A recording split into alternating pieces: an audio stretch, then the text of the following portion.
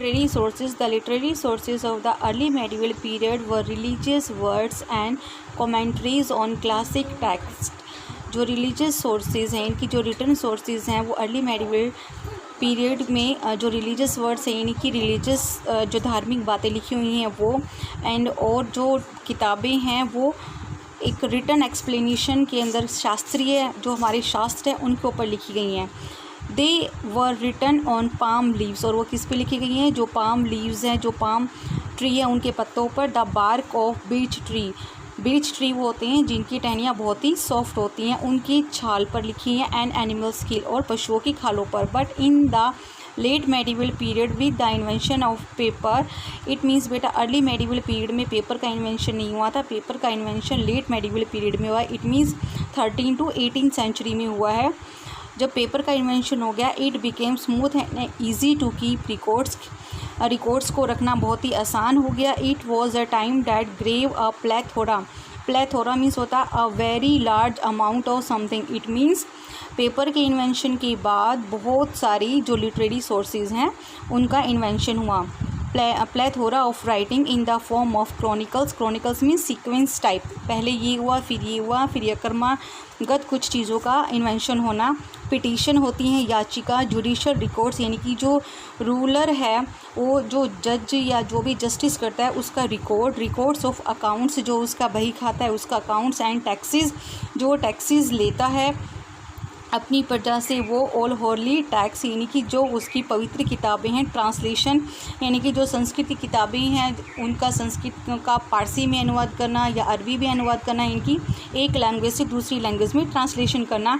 Teaching of sons यानी कि जितने भी महात्मा हुए हैं उनकी शिक्षाएँ एक्सेट्रा. तो ये देखिए लिटरेरी सोर्सेज में जब से पेपर का इन्वेंशन हुआ तो ये सारी चीज़ें लिखनी बहुत ईजी हो गई हैं. नाउ कोर्ट क्रॉनिकल्स यानी कि जो कोर्ट से हमें रिकॉर्ड मिलता है वो. स्कॉलर्स होता है एजुकेटेड पर्सन यानी कि विद्वान. Scholars often write the history of the king और ruling of dynasties of the kingdom in which they lived. जो स्कॉलर्स जो विद्वान होता है वो हमेशा अपने राजा के इतिहास के बारे में लिखता है या जिस डायनेस्टी में वो रहता है उसके पूरे किंगडम की इन्फॉर्मेशन लिखता है. Such books are called court chronicles. और ऐसे ही जो बुक्स हैं उनको हम क्या कहते हैं? कोर्ट क्रॉनिकल्स बोलते हैं.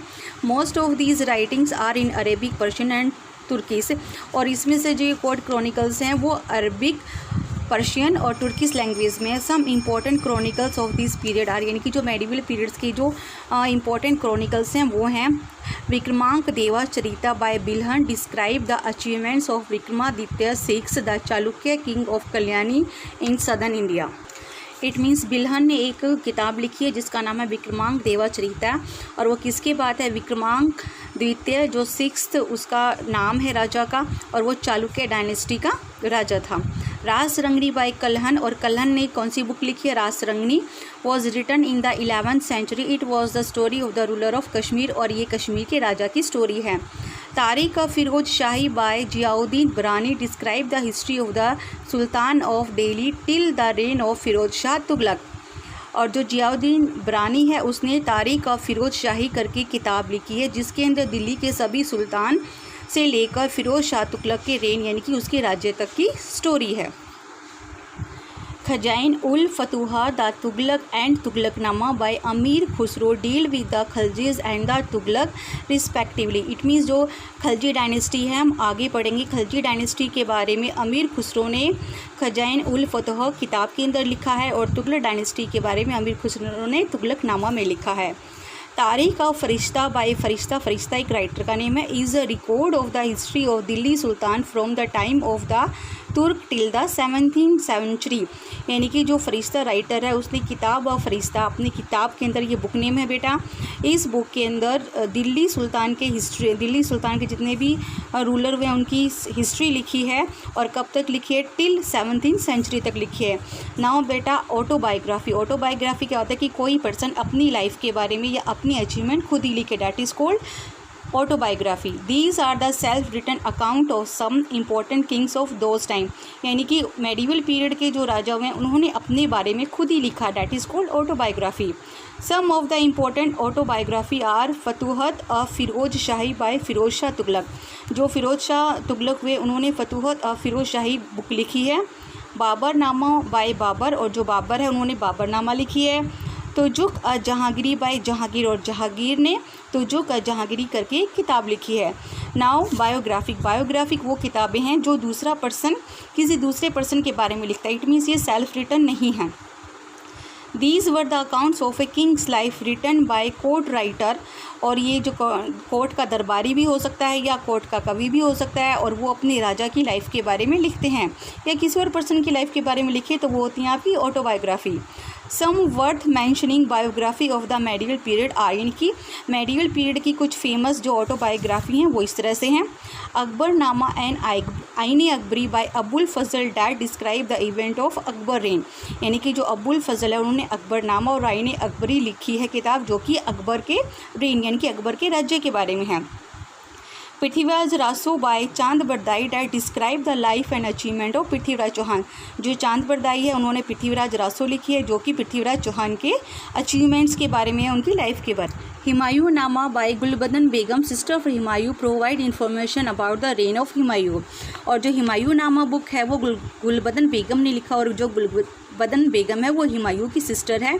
और इसके अंदर इस बुक हुमायूं नामा के अंदर हमें हुमायूं के पूरे रेन यानी कि राज्य के बारे में इंफॉर्मेशन मिलती है। नाउ नेक्स्ट है archival records. Archival records. What are archival records? Government documents or archives in the form of firmans, royal decrees, यानी कि an official order given by a ruler, जो रूलर के द्वारा राजा के द्वारा जो भी ऑफिशियल ऑर्डर दिए जाते हैं those are called archives. Issued by the rulers, agreement and treaties. treaties होती है संधि between the kings, यानी कि दो राजाओं के बीच में जो संधि होती है, जो एग्रीमेंट होता है that is called treaties. and records of revenues collection from the प्रजा यानी कि जो राजा की जनता होती है उसको प्रजा बोलते हैं। और जो रिवेन्यू का कलेक्शन है, रिवेन्यू मीन्स होता है बेटे टैक्स जो राजा अपनी प्रजा से इकट्ठा करता है उसका record. Are important resources that throw light on the administrative policies and system of the king of those days, यानी कि ये जो आर्काइवल रिकॉर्ड्स थे ये उस टाइम के यानी कि मेडिवल पीरियड्स में जो भी राजा हुए हैं उनके जो भी आर्काइवल रिकॉर्ड्स हुए हैं तो हमें उस राजा के एडमिनिस्ट्रेटिव के बारे में उसकी जो पॉलिसीज़ हैं ये सारी इन्फॉर्मेशन हमें आर्काइवल रिकॉर्ड से मिलती हैं। दैट्स ऑल फॉर टुडे बेटा। In next class we will learn more. Thanks, have a nice day.